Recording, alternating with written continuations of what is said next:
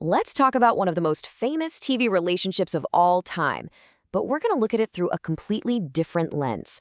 What happens when you change one single tiny moment in their story? Seriously, what if that whole 10-season saga we all watched was just one possible path? What if one decision sent their entire story and everyone in it spinning in a totally different direction? Okay, so where does it all change? It happens right after Ross's, his disaster of a wedding to Emily. In this new timeline, he doesn't come back to New York. He stays in London. And, this wasn't just some crazy idea. It was actually a very real possibility for him in that moment. And look, he wouldn't have stayed to build some brand new life or anything like that. No, he would have stayed to escape. I mean, just think about it for a second.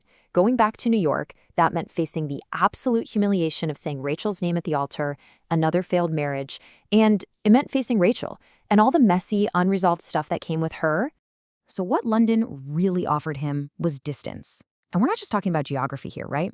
It was a shield from all that painful history, and maybe more importantly, a way to get away from the version of himself that he felt just kept messing everything up. So with that one choice, bam!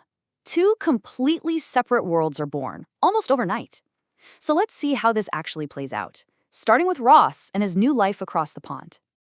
Over in London, Ross just dives headfirst into his work. Museums, lectures, academia, the stuff he's actually really good at. And his new life becomes respected, it's controlled, and honestly, for the first time in a long, long time, it's stable.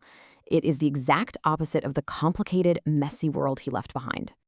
But back in New York, his absence leaves this huge hole. The whole dynamic of the group just shifts.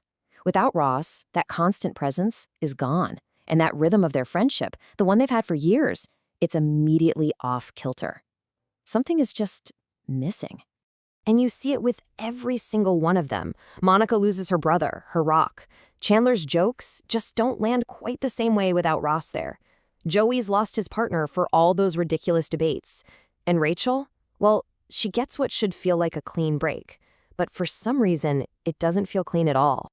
And that brings us to the long game. Because as the years go by, both Ross and Rachel start to figure out that just because your life is stable doesn't mean you're happy.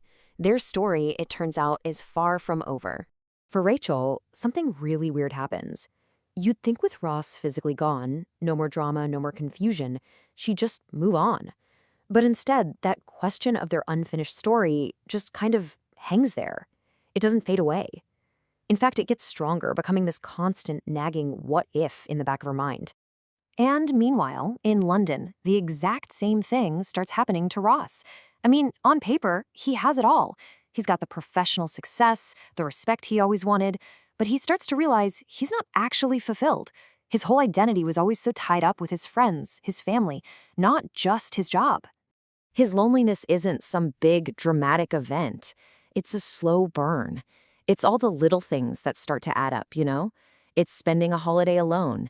It's telling one of his nerdy jokes and having nobody in the room get it. It's that deep disconnect you feel with time zones and thousands of miles of ocean. The cracks in that perfect, stable life, they're starting to show. So, all of this is building toward this inevitable moment. It becomes painfully clear that no matter how much they've tried to build these separate lives, their story was never really over. A quiet but totally undeniable realization starts to sink in for both of them.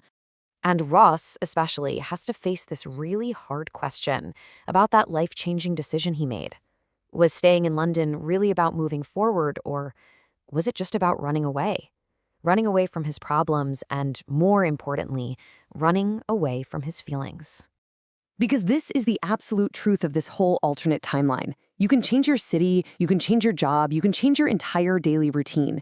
But unfinished feelings, they don't just magically disappear because you crossed an ocean. They don't go away. They just wait. They sit there right under the surface, and they grow in all those quiet moments until, eventually, you have to face them.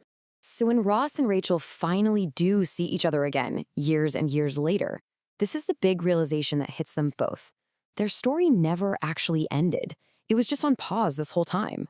And this right here is where the real twist of this timeline comes into play. All that time, all that distance, it didn't kill their relationship. It actually transformed it. and it sets them up for a final choice that is so much clearer than anything they had before. Just look at how different their story becomes. The version we all know was just years of on-again, off-again chaos. It was all about timing. But in this version, it's a quiet, slow burn. The conflict isn't about misunderstandings. It's about distance, and it's about personal growth. And that changes the core question completely. At the end of the day, this London timeline gives Ross and Rachel the one thing they never ever had in the original story: clarity. By stripping away all the drama, all the emotional noise, all the back and forth, the only thing that's left is the fundamental connection between them. And that leaves them, and us, with one simple, incredibly powerful question. After all these years apart, after becoming totally different people, after living completely separate lives, do you still choose each other? Or don't you? And in this timeline, that is the only answer that matters.